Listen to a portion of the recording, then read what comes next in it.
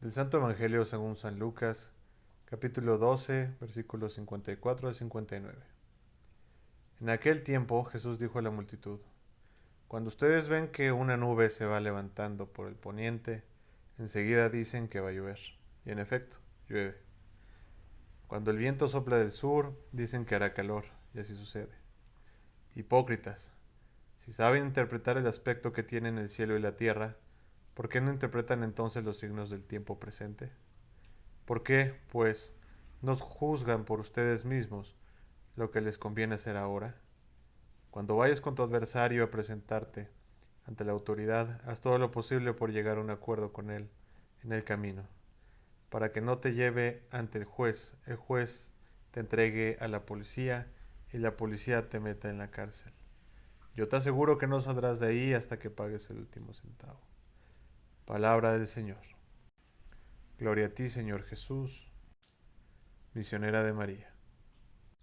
Reflexiona el Evangelio de San Lucas, capítulo 12, versículos 54 al 59.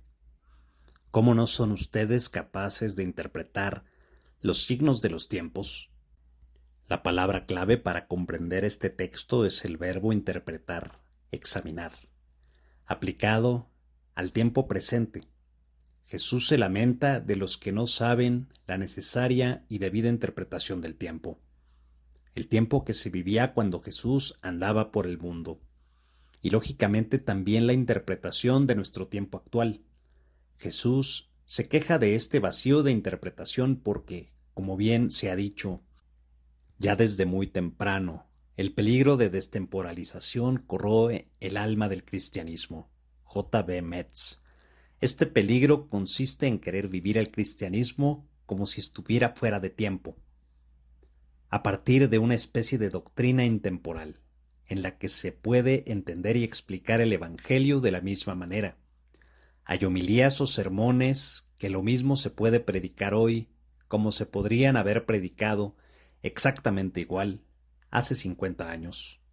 Así se destemporaliza la fe, es decir, se piensa ingenuamente que los signos de los tiempos no condicionan para nada nuestra interpretación y nuestra manera de vivir el Evangelio.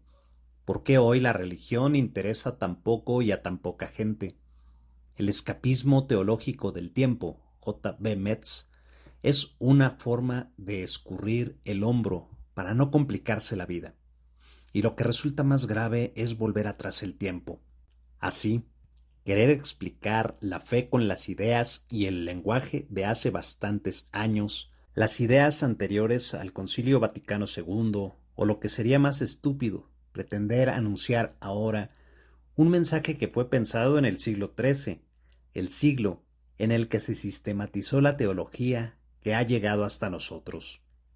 El problema más complicado que hoy tenemos en la Iglesia es que el control de las autoridades jerárquicas, sin decirlo, ni quizás pretenderlo, obligan a los teólogos y sacerdotes a hablar de Dios, de Jesús y del Evangelio de forma que a la inmensa mayoría de la gente no le interesa ni le dice nada el pensamiento y el lenguaje eclesiástico.